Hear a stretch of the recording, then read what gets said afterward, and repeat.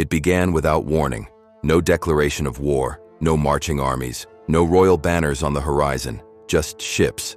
Long, narrow ships cutting silently through cold northern waters, their dragon-headed prows slicing through the morning mist. On June 8, 793 AD, monks at the monastery of Lindisfarne on the coast of England saw them approaching. They had never seen anything like them. Men stepped ashore wearing iron helmets, carrying axes and round shields. Their movements were fast, precise, relentless. Within hours, the monastery was burning. Sacred relics were looted. Monks were killed or taken captive. The coastline fell silent again. But Europe would never be the same. Who were these warriors from the north? Savages, explorers, traders, empire builders? They did not call themselves Vikings. They were Norse. And this is the story of how they reshaped medieval Europe. Brick by brick. Chapter 1. The Birth of the Viking Age. Long before the raid on Lindisfarne shocked Europe, life in Scandinavia was harsh, demanding, and shaped by nature's extremes. The lands that would produce the Vikings, modern-day Norway, Sweden, and Denmark, were dominated by rugged coastlines, deep fjords, dense forests, and long, brutal winters. The soil was difficult to farm, growing seasons were short, survival required resilience, strength, and adaptability. But these challenges forged something powerful. Scandinavian society during the early Middle Ages was decentralized. There was no single Viking empire. Instead, the region was divided among small kingdoms and chieftains who ruled local territories. Power rested in personal loyalty. Honor was everything. A man's reputation defined his legacy. Society was structured but flexible. At the top were jarls, nobles and powerful landowners. Beneath them were free farmers and craftsmen known as carls. At the bottom were thralls, enslaved individuals captured in raids or born into servitude. Yet even free farmers were warriors when needed. Because in Viking culture, strength was survival. Religion shaped their worldview. The Norse believed in a vast cosmos governed by powerful gods. Odin, the All-Father, god of wisdom and war. Thor, wielder of the mighty hammer Mjolnir, protector of humanity. Freya, goddess of love and battle. Loki, the trickster. They believed in Valhalla, a glorious hall where warriors who died bravely in battle would feast eternally. Death in combat was not feared, it was honored. This belief shaped their courage on the battlefield. But before they became legendary raiders, the Norse were traders and sailors, and it was their ships that changed everything. The Viking longship was a masterpiece of engineering. Lightweight yet sturdy, with a shallow draft that allowed it to sail both open oceans and narrow rivers. Its symmetrical design meant it could reverse direction without turning. It was fast, it was flexible, and it was terrifying. With these ships, Norse sailors could travel farther than most Europeans imagined possible. They navigated using the sun, stars, landmarks, and possibly sunstones, crystals that helped locate the sun on cloudy days. Trade routes expanded across the Baltic Sea into the rivers of Russia and down toward Byzantium. But trade was not always peaceful. Overpopulation, political competition, and limited farmland created pressure in Scandinavia.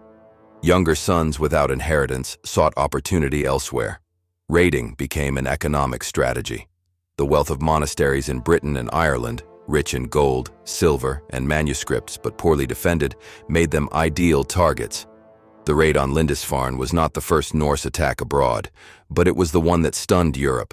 Chroniclers described the attackers as demons from the sea. Their speed and brutality seemed unstoppable, yet to the Norse, this was not mindless destruction. It was opportunity. Raiding quickly evolved into settlement. Vikings began overwintering in foreign lands instead of returning home after each raid.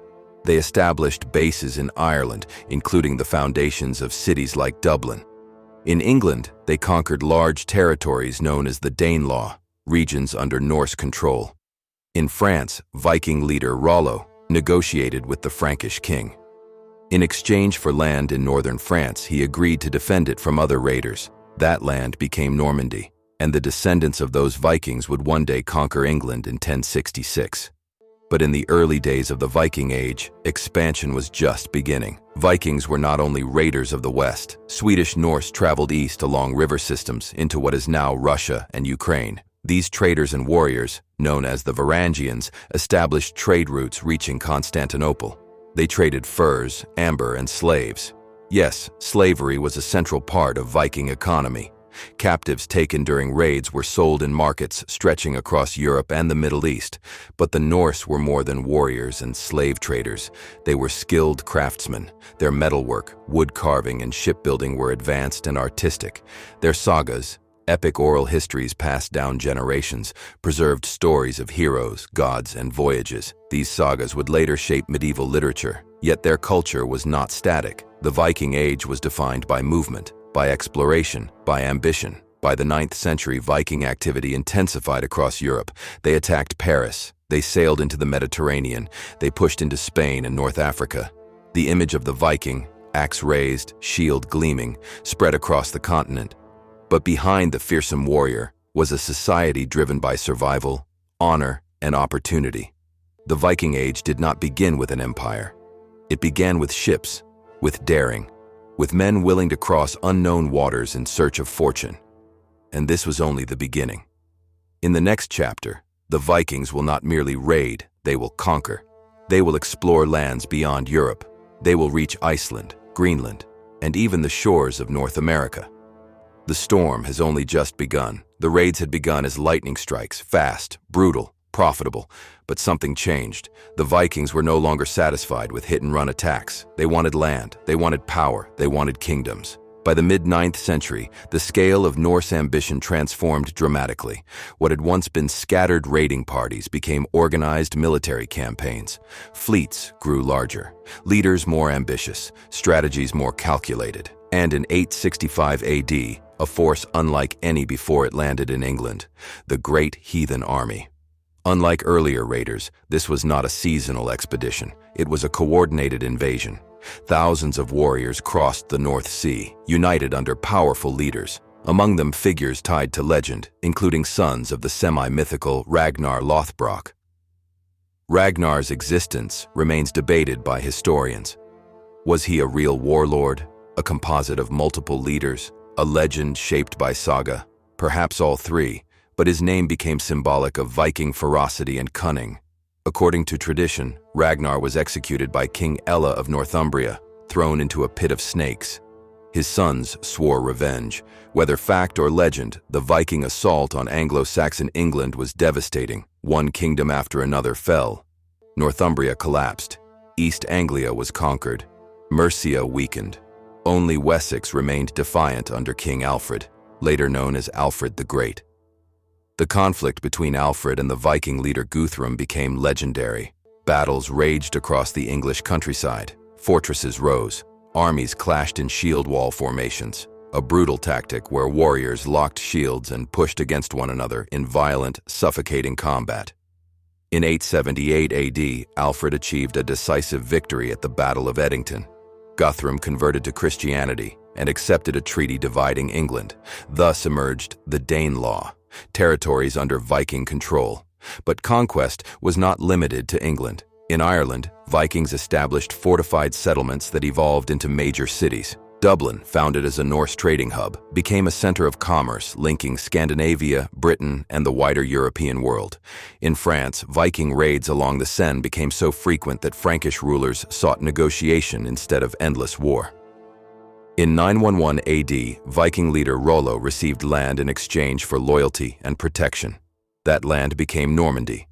Within generations, Viking descendants would adopt French language and customs, and in 1066, a Norman duke named William would conquer England. The Viking legacy was reshaping Europe in ways few could imagine, but conquest was only one dimension of their expansion. The Vikings were explorers, sailors without equal in their age. To the west lay open ocean, vast, unpredictable, terrifying. Yet Norse sailors pushed forward. Around 870 AD, settlers reached Iceland, an uninhabited volcanic island in the North Atlantic. They established farms, assemblies, and one of the earliest parliamentary systems in Europe, the Alþingi. Iceland became a cultural heartland of Norse tradition, preserving sagas that would later record their epic history. But exploration did not stop there. In 982 AD, a man named Erik the Red was exiled from Iceland for manslaughter. Rather than accept isolation, he sailed westward into unknown waters. He discovered Greenland. To attract settlers, he named it optimistically Greenland. Colonies were established along its southern coast. Life was harsh, farming was difficult, but the Norse endured. Then, around the year 1000 AD, Erik's son, Leif Erikson, pushed even farther. He reached the shores of North America. They called it Vinland. Archaeological evidence at Lonso Meadows in Newfoundland confirms Norse presence in the New World centuries before Columbus. The Vikings had crossed the Atlantic, but expansion was not only westward. To the east, Swedish Vikings traveled deep into river systems leading to the Black Sea and Caspian Sea. These Varangian traders established connections with the Byzantine Empire. Some served as elite guards for Byzantine emperors, the famed Varangian Guard. The Vikings were no longer isolated northern warriors. They were integrated into global trade networks. Silver from the Islamic world has been found in Scandinavian hoards. Arabic coins buried in Viking settlements reveal the scale of their connections. They were traders, mercenaries, explorers, and empire builders. Yet their society remained deeply rooted in honor culture. Law assemblies known as things governed disputes. Oral tradition preserved history. Skalds, poet-warriors, composed verses celebrating heroic deeds. But as the Viking world expanded, it also began to change. Christianity spread across Scandinavia. Missionaries arrived. Kings began converting, sometimes for spiritual reasons, often for political advantage. Conversion altered alliances. It reshaped identity. The Viking Age had begun with pagan raiders striking monasteries. Now Viking rulers were being baptized. The old gods were challenged. Odin and Thor began to fade from official power. The transformation was gradual, uneven, sometimes violent, but inevitable. The age of raiding and conquest had reached its height. The Vikings had carved kingdoms, founded cities, reached America, and altered the map of Europe. Yet their power would not last forever, because the world they once terrorized was adapting. And in the final chapter, the Viking Age will face its ultimate turning point, the Battle of Stamford Bridge. The storm that began at Lindisfarne is approaching its end. Chapter 3. The Fall of the Vikings. For nearly 3 centuries, the Vikings had reshaped Europe. They had burned monasteries, founded kingdoms, sailed beyond the known world, reached North America, stood as mercenaries in Constantinople. Their longships had become symbols of fear, but the world was changing, and so were they. The Viking Age did not end in a single catastrophic moment. It ended through transformation. The same forces that made the Norse powerful, ambition, adaptability, movement, began to alter their identity. One of the greatest turning points was religion. For generations, Norse warriors had invoked Odin before battle and dreamed of Valhalla, but as Viking leaders settled in foreign lands, they encountered Christian kingdoms with centralized power structures. Conversion offered political advantage. In England and Normandy, Viking rulers adopted Christianity to legitimize their rule. In Scandinavia itself, kings began promoting the new faith to consolidate authority. King Harald Bluetooth of Denmark officially converted in the late 10th century and promoted Christianity across his realm. Yes, modern Bluetooth technology is named after him.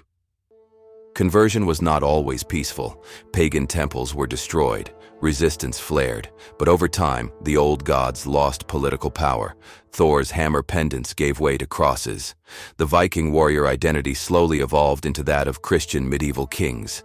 Meanwhile, political centralization was reshaping Scandinavia. Small chieftain-led territories were uniting under stronger monarchies. Norway, Denmark, and Sweden moved toward more stable kingdoms. Raiding, once a necessity for survival and wealth, became less profitable. European kingdoms had fortified their coasts. Organized armies stood ready. Naval defenses improved. The element of surprise was gone. But one final surge of Viking ambition was yet to come. In the early 11th century, a Danish prince named Knut, known as Knut the Great, achieved what many had dreamed of. He conquered England, then Denmark, then Norway. For a brief moment, a North Sea empire emerged, uniting major Viking territories under one ruler. Sinutt ruled not as a pagan raider, but as a Christian king. He maintained peace, enforced law, and governed through established institutions. The Viking Age had transformed from chaos to kingship. But empires built on conquest are fragile. After Nutt's death, his empire fragmented.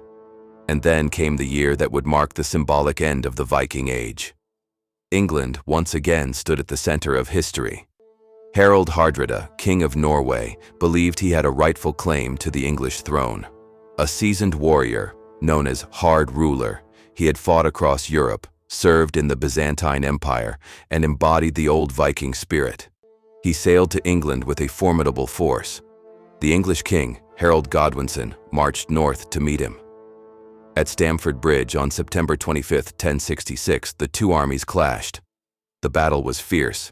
Legend tells of a lone Viking warrior holding the bridge against English forces, cutting down enemies until he was finally defeated. Harald Hardrada was killed. The invasion failed. And with his death, historians mark the end of the Viking Age. Ironically, just weeks later, England would fall, not to Vikings from Scandinavia, but to descendants of Vikings from Normandy. William the Conqueror, whose ancestors were Norse settlers, defeated Harold Godwinson at the Battle of Hastings. The Viking legacy had come full circle. They no longer arrived as raiders in longships. They ruled as kings. The old world of shield walls, pagan gods, and sudden coastal terror had faded. But the Vikings did not disappear. They became part of Europe. Their language shaped English vocabulary. Words like sky, window, knife, and husband trace back to Old Norse. Their legal traditions influenced governance in Iceland and beyond. Their exploration proved the Atlantic was crossable. Their mythology endured in literature and modern culture. Thor, Odin, Ragnar, Valhalla. Their sagas survived, written down in medieval Iceland centuries later, preserving a culture once carried only by oral tradition. The Viking Age was never just about violence. It was about movement, adaptation, risk. It was about men and women who refused to be confined by geography, who crossed freezing seas in wooden ships guided only by stars, who built cities in foreign lands, who transformed from raiders into rulers, from pagans into kings, from feared invaders into ancestors of nations. The longships no longer dominate the horizon. The dragon prows no longer slice through mist. But the Viking spirit, bold, restless, relentless, still echoes through history. Empires fall, ages end, but legends endure, and the Vikings became legend.